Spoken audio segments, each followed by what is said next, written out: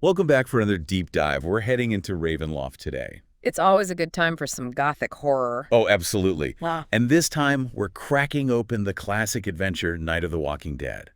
Right off the bat, anyone unfamiliar with Ravenloft, think less another fantasy world and more like its own dimension, a demi-plane as it's called. And the whole thing, ruled by dark forces, shrouded in these creepy mists. And those mists can snatch you up and drop you just about anywhere. No kidding. And escape. Yeah, not always an option. The mists are practically a character themselves. They're that core to the setting. Totally. But also famous for his villains, right? Ravenloft doesn't mess around there. Oh, absolutely. Memorable villains, often with these really tragic backstories that make them even more disturbing. Like you almost sympathize and then, bam, full-on villainy. Exactly. Because in Ravenloft, even sympathy can be a weakness. Which this adventure plays on right from the get-go. Picture this. Your party. A swamp. Could be any swamp because the mists, well, they don't care where they grab you from. Boom. You're there. Disoriented, lost, no idea how you got there. And that's the brilliance. Already you're playing from a place of being totally powerless. Pure horror fuel right there. No kidding. Yeah. And as if that wasn't bad enough, there's this storm brewing overhead. It's not even raining yet, just constant darkness, thunder rumbling closer and closer. Sets the stage perfectly, right? That oppressive atmosphere, you can practically feel the dread. Oh, 100%. And this swamp, it's not just for atmosphere either. There are actual encounters in this thing. Yeah. It starts out almost normal, like there's a crocodile just lurking there beneath the surface. But even then, that question creeps in. Was that really just a crocodile? Because in Ravenloft, it could be so much worse. It's like the DM is playing on that fear of the unknown. Oh, for sure. And speaking of worse, giant frogs. They're up next. Ah, classic. Always a good time, especially when they come leaping out of the darkness. Don't they always? Yeah. But you know what I find even creepier than giant swamp frogs? Let me guess. The abandoned boat. Bingo.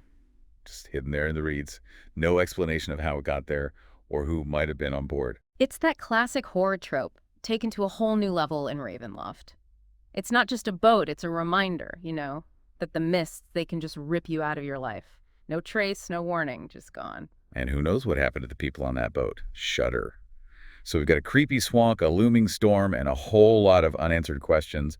And just when you think it can't get weirder, you stumble across a Vistani encampment. The Vistani. Now, there's a group with stories for days, but in Ravenloft, they're especially important.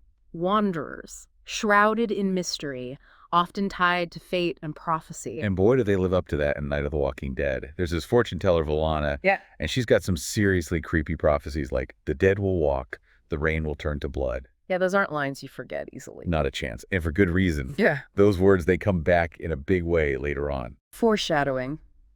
In my Ravenloft. It's more likely than you think. Well played. But before we get to all that, there's another encounter. And this one, it's almost peaceful. Peaceful. In Ravenloft, you're being too kind.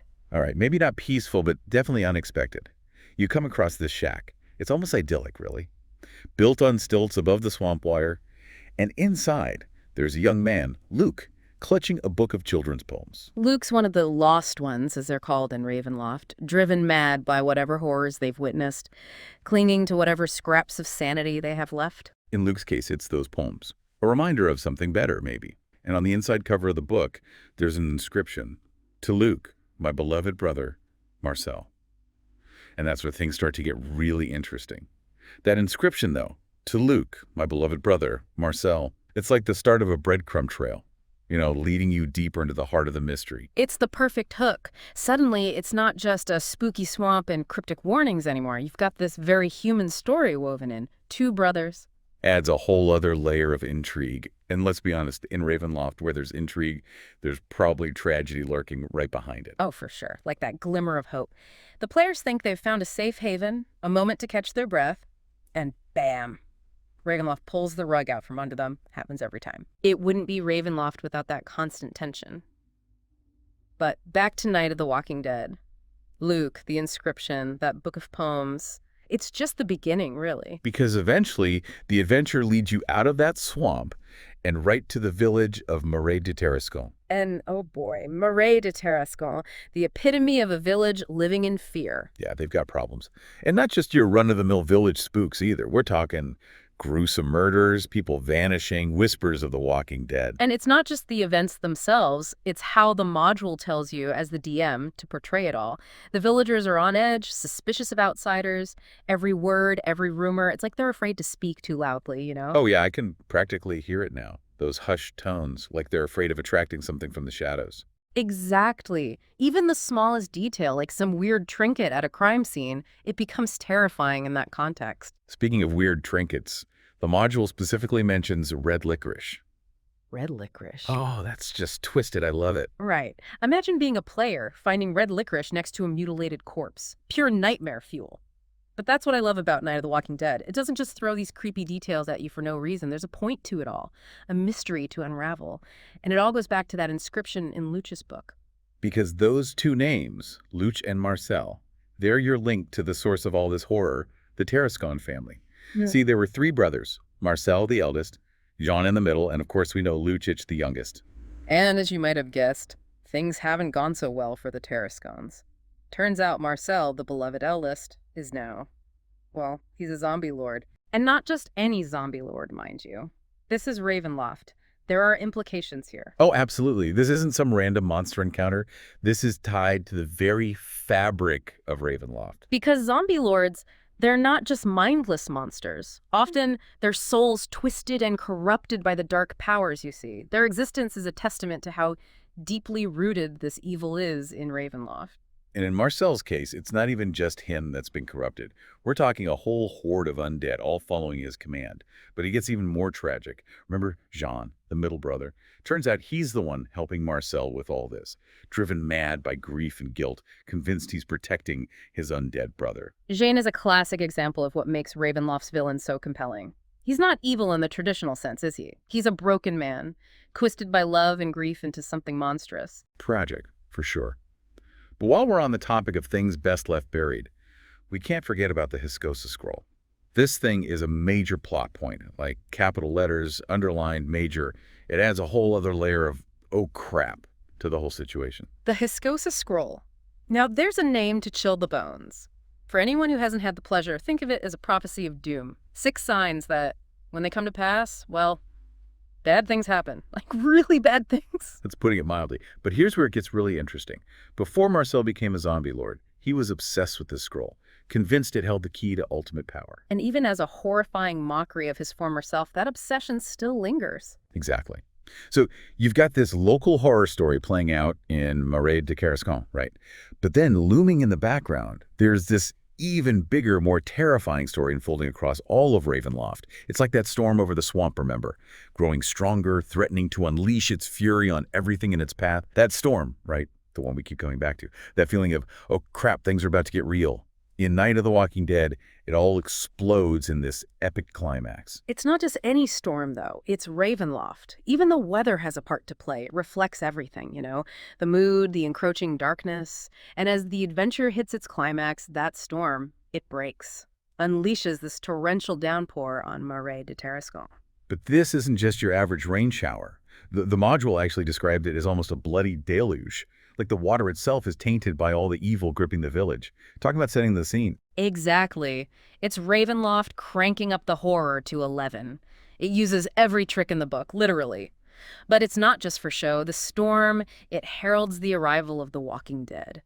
Marcel, driven by that obsession with the Hiscosa scroll and helped along by poor, manipulated Jean, unleashes his zombie horde on the village. And this is where the adventure really kicks into high gear. You've got the mystery, the clues, everything leading up to this moment, and suddenly, bam, full-blown zombie apocalypse. The module does give you options here, though. Do the players try to help the villagers fight back against this horde? Or do they follow the trail, go straight to the source, the Tarascon family tomb? Let me guess, most parties go straight for Marcel. You know it. Gotta stop the source, right? And the adventure does not disappoint. It's classic dungeon crawl goodness. Think crumbling cemetery, hidden passages, and of course, a whole lot of undead trying to eat your brains. All while this creepy blood-red rain is pouring down. Don't forget about the ambiance. Oh, absolutely. Gotta love those gothic horror vibes. But even in the middle of all that action, the module still weaves in those little details that make Ravenloft so unique. For example, there's this one encounter in the cemetery, and if the moonlight hits just right, it reveals a hidden message. a warning left behind by the Vistani. It's those little touches, They remind you that even in the darkest corners of Ravenloft, fate is still at play. And those who can glimpse it, like the Vistani, they might just have a part to play in how things unfold. Exactly. It's what sets this adventure apart. It's not just about surviving the zombie horde. It's about navigating a world where even the smallest actions can have huge consequences. But eventually, you make it to the Tarascon family tomb. And let me tell you, this isn't your grandma's crypt. This is the big showdown. All the threads come together here. The Tarascon family tragedy, the mystery of the Hiscosa scroll, and looming over it all, Marcel. Twisted, corrupted, a shell of his former self. And as the players confront him, remember those 6 signs from the Hiscosa scroll? One of them actually happens during the fight, a lunar eclipse. Just imagine the entire cemetery bathed in this eerie, blood-red light. Talk about dramatic timing. Right. It's pure Gothic horror gold, and the module doesn't waste it either. The eclipse actually weakens Marcel, gives the players a fighting chance. It all comes back to fate, doesn't it? Even in that moment of confrontation, when everything seems lost, the forces of Ravenloft are still at play, tipping the scales in ways no one could have predicted. 100%. Oh, and it gets even better. Because poor Lucic, right, caught between loving his brother and the horror of what Marcel has become, he starts reciting verses from the Hiscosa scroll. No, poor Lucic. Talk about tragic. It's like he becomes a conduit for the scroll's power, his words echoing the terrifying events unfolding around them. Pure Gothic horror. Brilliance. Now, I don't want to spoil the ending for those who haven't experienced Night of the Walking Dead firsthand, but let's just say, even if the players defeat Marcel, the adventure doesn't exactly tie things up in a neat little bow. There's this lingering sense of unease, like this is just one chapter in a much bigger, darker story. Of course, because the Hiscosa scroll, remember? Those other signs are still out there, waiting to come to pass. The storm might be over, but Ravenloft, it's always there. And the mists, they're always watching, waiting for the chance to draw you back in. And that, my friends, is Ravenloft's Night of the Walking Dead. A chilling tale of Gothic horror, family tragedy, and the ever-present reminder that in this demiplane, no one escapes their fate. We hope you enjoy this deep dive into the heart of Ravenloft. Until next time, keep those dice rolling, and maybe, just maybe, avoid any strange, swirling mists you might encounter.